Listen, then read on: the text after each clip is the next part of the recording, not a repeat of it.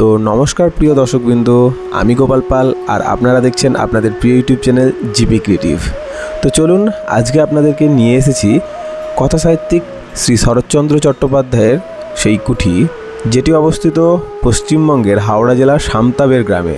আর যেখানে আসতে হলে আপনাদেরকে আসতে হবে হাওড়া থেকে খড়গপুর লাইনে দেউলটি স্টেশন, এবং ওখান থেকে নেমে আপনারা টোটো ধরবেন এবং টোটো ধরে সোজা চলে আসবেন শরৎচন্দ্র চট্টোপাধ্যায়ের কুঠি। তো বন্ধুরা, আজকে আমরা এই ভিডিওতে জেনে নেব কিছু গুরুত্বপূর্ণ তথ্য এবং দেখে নেব ভিডিওর মাধ্যমে সেই সব প্রমাণস্বরূপ। তো চলুন, ভিডিওটি দেরি না করে শুরু করা যাক। আর অবশ্যই ভিডিওটি শেষ পর্যন্ত দেখবেন এবং আমার চ্যানেলটিতে যদি আপনি নতুন হয়ে থাকেন তাহলে অবশ্যই চ্যানেলটিকে সাবস্ক্রাইব করে দেবেন। তো বন্ধুরা, বিখ্যাত কথা সাহিত্যিক শরৎচন্দ্র চট্টোপাধ্যায় তার সাহিত্য জীবনের প্রথম দিনগুলি এই গ্রামেই কাটিয়েছিলেন এবং এই কুঠিতেই কাটিয়েছিলেন।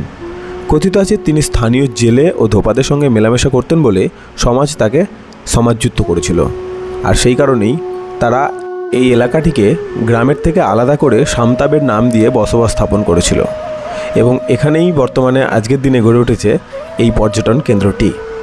তো এই কুঠিটির পাশ দিয়েই তখন বয়ে চলত রূপনারায়ণ নদী, যেটি নদী তার স্বাভাবিক ক্ষয়কার্যের মাধ্যমে এক পার গড়ে এবং এক পার ভাঙে, এই কথার উপর ভিত্তি করেই কিছুটা সরে গিয়ে অবস্থান করছে বর্তমানে। আর এই নদীর পাশেই পড়ার ঘরে তিনি বসে অভাগীর স্বর্গ, কমললতা, শেষ প্রশ্ন, পল্লী সমাজ, রামের সুমতি, পথের দাবি, মহেশের মতো উপন্যাসগুলি লিখেছিলেন। সমান কৃষ্ণমূর্তিটি চিত্তরঞ্জন দাস যখন ইংরেজদের হাতে বন্দী হন তখন এটি তিনি শরৎচন্দ্র চট্টোপাধ্যায়কে দিয়ে গিয়েছিলেন, এবং এটি এখনও নিত্য পুজো হয়।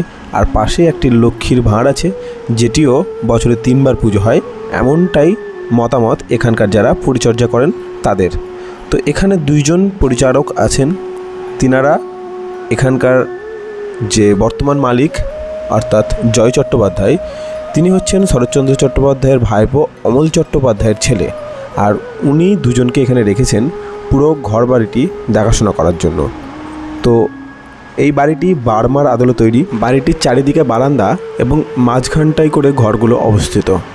আর এই ঘরগুলো তখনকার পুরনো ইতিহাস এবং কিছু ঐতিহ্যপূর্ণ জিনিসপত্র, যেগুলো শরৎচন্দ্র চট্টোপাধ্যায় এবং তার স্ত্রী এনারা ব্যবহার করতেন।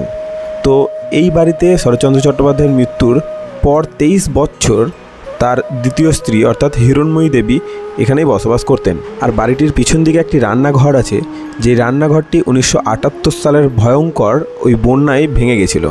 আর তারপর 77,000 টাকা দিয়ে 2001 সালে পুনরায় এই বাড়িটিকে পশ্চিমবঙ্গ সরকার আবার পুনরায় তৈরি করেছিলেন।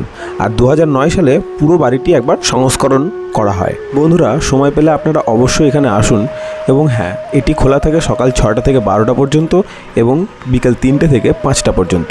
আর এটি 365 দিন খোলা থাকে। আর এখানে আসলে আপনারা অবশ্যই দেখতে পাবেন শরৎচন্দ্র চট্টোপাধ্যায়ের ব্যবহৃত আলমারি থেকে শুরু করে ঘড়ি, আলনা, তার ব্যবহৃত জুতো, চেয়ার, পেন্ডুলাম ঘড়ি, তার ব্যবহৃত চরকা থেকে শুরু করে অনেক জিনিস, তার জামা কাপড়, অনেক কিছু এখানে সংরক্ষণ করে রাখা আছে। আর এখানে যে 2 জন ব্যক্তি এটার দেখাশোনা করেন, তারা পুরো বিষয়টা আপনাদেরকে জলের মতো পরিষ্কার করে শুনিয়ে দেবে এবং জানিয়ে দেবে কোথায় কী আছে।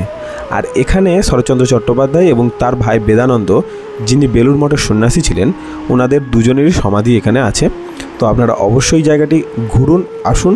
আর হ্যাঁ, এই জায়গাটির পাশ দিয়েই বয়ে চলে গেছে রূপনারায়ণ নদী।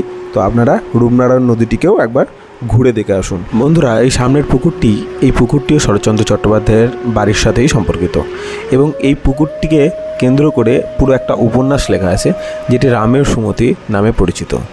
কথিত আছে এই পুকুরে 2টো মাছ ছিল, আর সেই মাছগুলোকে নিয়েই নাকি এই যে রামের সুমতি উপন্যাসটি এটি লেখা হয়েছিল। তো আপনারা সময় পেলে অবশ্যই রামের সুমতি পড়বেন, তাহলেই বুঝতে পারবেন। আর এই যে দেখা যাচ্ছে, এটা হচ্ছে রূপনারায়ণ নদী। বন্ধুরা, ভিডিওতে কোনো ভুল ত্রুটি থাকলে মার্জনা করে দেবেন।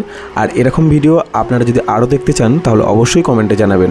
আর এটা জানাতে ভুলবেন না আজকের ভিডিওটি আপনাদের কেমন লাগলো।